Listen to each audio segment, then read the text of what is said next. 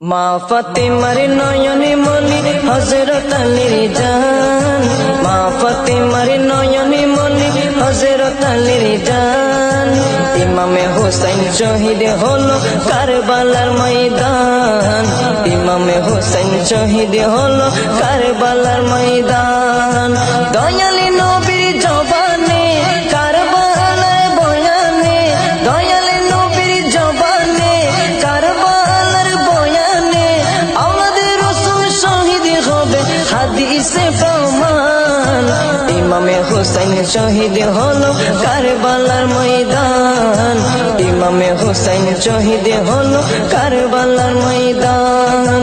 মা ফাতেমার নয়নে মনি হযরত আলীর জান, মা ফাতেমার নয়নে মনি হযরত আলীর জান।